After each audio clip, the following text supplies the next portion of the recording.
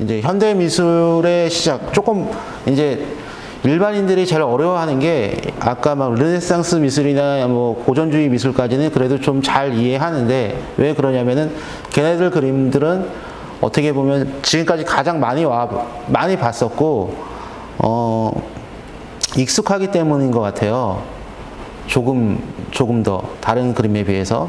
근데 이제 현대 미술로 오면서부터는 아 저건 나도 그릴 수 있을 것 같은데 내가 그리면 아무도 안 사가고 어떤 사람이 그리면 되게 비싼 그림이 되고 조금 아리송할 수 있을 것 같아요. 그래서 현대 미술에 대한 간단한 설명을 제가 해드릴게요. 이제 어떻게 보면 눈으로 보는 미술보다는 현대 미술은 생각하게 만드는 미술인 것 같아요. 가장 큰 차이점이라고 생각한다면. 물론 그 전에 고전 예술에도 뭐 그런 어떤 이론적인 부분이 존재하지만 그게 좀 더 극단적으로 표현되어 있고 어떤 의도가 분명하게 돼 있었어요. 전에는 뭐 신을 그리거나 아니면 아는 지인을 그리거나 어떤 귀족을 그리거나 뭐 그런데 미술의 목적이 그런 거였다면 지금은 극히 작가 개인적인 어떤 성격을 가지고 남들이 어떻게 해달라는 요구에 의해서 그린 게 아니라 자기가 우리가 그림을 자기만의 해석으로 보듯이 작가가 자기만의 해석으로 작품을 표현하고 있는 게 어떻게 보면 현대 미술의 시작인 것 같아요. 그래서 이거는 마르셀 듀상의 그 샘이라는 그 작품인데 그냥 일반 남자 소변기예요. 근데 이거를 듀상이 만든 것도 아니고 파는 걸 갖다가 갤러리에 갖다 놓고 전시를 하면서 그때 당시에는 큰 센세이션을 일으켰던 작품인데 그때 이제 화두가 생긴 게 저게 어떻게 예술품이냐, 저게 뭐 그렇게 그런 화두를 만들어낸 작품이라서 그러니까 미 개념을 새롭게 정의했다라고 봐도 과언이 아니라고 생각을 합니다. 그래서 일반 사람들이 조금 어렵다고 생각하는 부분이긴 한데 또 바꿔서 말하면 누구나 예술가가 될 수 있다고도 뭐 생각할 수 있는 거고 어떻게 보면 생각하기 나름이고 뭐 귀에 걸면 귀걸이, 코에 걸면 코걸이라고 생각하고 받아들이는 게 편할 거라고 생각합니다. 이거는 뭐 나는 뭐 변기를 뒤집어 놓을 거야 뭐 이런 상상을 하면 얼마나 재미있어요. 저는 이런 상상을 하는 것 자체가 현대 미술의 재미라고 볼 수 있습니다. 그래서 현대 미술 그림에 보면 그림도 그림이지만 글이 많아요. 미술관에 가실 때 항상 그 그림만 관심이 좀 생긴다면 그림만 보시지 말고 글도 좀 읽어가면서 아 저게 어떤 배경에 의해서 어떤 작가의 의도가 있는지를 보시면 또 다른 재미를 보실 수 있고 그 다음에 그림을 보게 되면 자기도 모르게 아 이 사람은 어떤 의도로 그림을 그렸구나를 찾게 됩니다. 그게 또 찾아서 답안지 해석하듯이 아 이 작가는 이렇게 했는데 내 생각과 그 작가의 생각이 틀리다 해서 틀린 답을 얘기한 건 아니에요. 작가는 그림을 그리는 그 전시장에 내보내는 순간 모든 거를 관람자한테 맡기기 때문에 우리가 좋은 풍경을 보고 아 하나님이 저기를 뭐 창조주가 저기를 저렇게 아름다움을 주기 위해서 창조를 한 게 아니잖아요. 근데 우리는 그렇게 느끼는 거랑 마찬가지로 어떤 사람은 그림은 그렇다고 봐요. 우리가 그냥 자연물을 바라보듯이 아 이 사람이 무슨 생각을 했는지는 나중에 알면 좋은 거지만 우리가 먼저 느끼고 그 다음에 그런 글을 읽으면서 아 이 사람은 어떤 의도로 그렸구나. 그리고 어떤 순간에는 그게 접점이 딱 생길 때가 있어요. 내가 생각했던 부분과 이 작가의 의도가 딱 맞아지는 순간이 있는데 그러면은 되게 또 희열을 느끼는 사람도 있고 저도 마찬가지예요. 저도 작가지만 다른 작가의 작품을 보면서 아 저 작가가 저런 의도로 저렇게 그렸구나 했는데 뭐 글을 읽거나 작가의 설명을 듣고 나서 아 그게 아니었구나 하면서 실망을 갖는 게 아니라 아 저건 저렇게 그렸구나. 아 나는 저 그림을 보고 뭐 해석은 다르게 했지만 나름 재미있었다는 또 그런 생각을 갖게 됩니다. 그래서 그런 배경으로 봤을 때 이 마르셀 듀상의 샘은 어떻게 보면은 미술에 대한 개념을 좀 바꿔줬던 거고 어떻게 보면 의미 있는 하나의 작품으로 저는 생각을 합니다.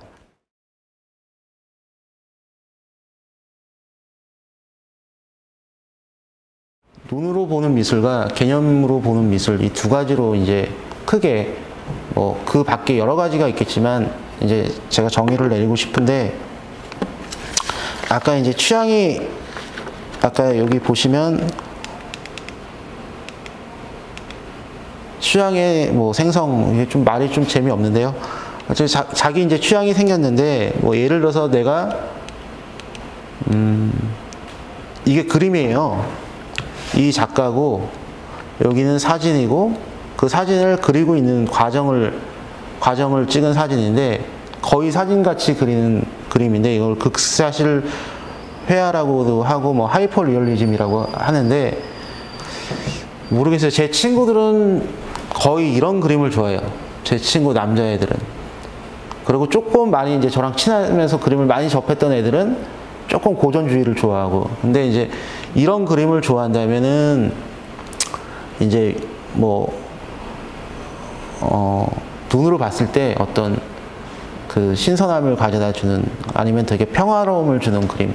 보통 우리나라 그 가정에 제일 많이 그려져 있는 그림이 꽃그림하고 풍경화인 것 같은데, 그건 이제 시각적으로 안정감을 주거나 어떤 기원적인 그림이거나 뭐 그런 경우가 많은데, 처음에 그렇게 시작을 해요. 저희 부모님도 그런 그림을 걸어놨던 기억을 합니다. 그래서 근데 그게 뭐 좋다 나쁘다가 아니라 자기가 좋은 거를 계속 하면은 저는 그게 답이라고 보는데, 혹시나 이제 많이 보시다가 이제 이런 유의 그림도 궁금하거나 뭐 저게 왜 좋지라는 생각을 하게 될 거예요. 그러면 이제 요거는 그림을 눈으로도 보지만 이것도 조형적으로 되게 좋은 그림이라고 생각을 하는데, 이 면에 요 얘기를 잠깐 해보겠습니다. 작가는 이유한이라고, 이제 이유한 작가고요. 아직 살아있는 현존하는 작가이면서 지금 우리나라에서 작품 가격으로는 가장 높아요. 제가 알기로는 거의 살아계신 분 중에 뭐 10손가락 안에 들 거예요. 작품 가격으로. 그리고 우리나라에 지금은 단색화 작가라고 하지만, 그 이유한 작가는 원래 일본하고 유럽에서 활동을 많이 하셨는데, 제가 잠깐 이유한 작가에 대해서 잠깐 얘기를 해드릴게요. 이유한 작가는 1956년에 서울대 미대를 중퇴를 하시고 일본으로 넘어가셨어요. 그래서 가셔서 철학을 전공하셨고, 이제 다시 일본에서 모노화라는 거를 뭐 창의하셨다고, 이끌으셨다고 하더라고요. 그래서 모노화라는 게 단색화라는 개념이 아니고, 모노라는 게 일본의 그냥 물체, 오브제라는 뜻인 것 같아요. 그래서 이때 당시에 이유한 작가는 설치미술가로 유명했었습니다. 그래서 돌을 그리지 않고, 돌을 그냥 미술관에다 갖다 놓고, 그냥 물성을 그냥 거기다 갖다 놓는 거를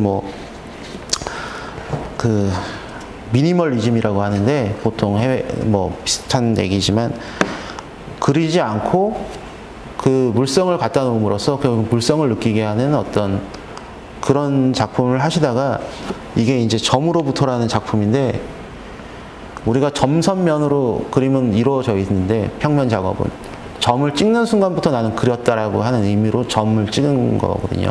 그냥 점이 아니라. 그래서 그림이란 얘기를 한 거예요. 물건을 갖다 놓은 게 아니라 나는 그림을 그렸다. 되게 쉬운 내용인데 되게 철학적인 얘기인 것 같고, 저는 대학교 졸업할 때까지 이게 무슨 내용인지 몰랐었어요. 듣고도. 그래서 어떻게 보면 되게 개념적인 거거든요. 그림을 그렸다라는 얘기를, 이건 그림입니다를 점으로 그냥 찍음으로써 표현을 하신 것 같아요. 그러니까 전에는 뭐 붓을 매달아 놓고 이게 작품이었던 분이 회화에서는 그냥 점을 하나 찍고, 나는 이거 그림을 그린 그림이다, 이건 그림이 아닌 거다, 이 두 가지 얘기를 하면서 어떻게 보면 말장난 같은 얘기로 작품을 하셨는데, 그게 현대 미술에는 큰 의의를 주었다고 하더라고요. 그래서 제가 되게 좋아하는 작가이기도 하고요. 또 아직도 공부하고 있는 작가예요. 그래서 좀 극단적인 거 두 개를 비교해 봤고요.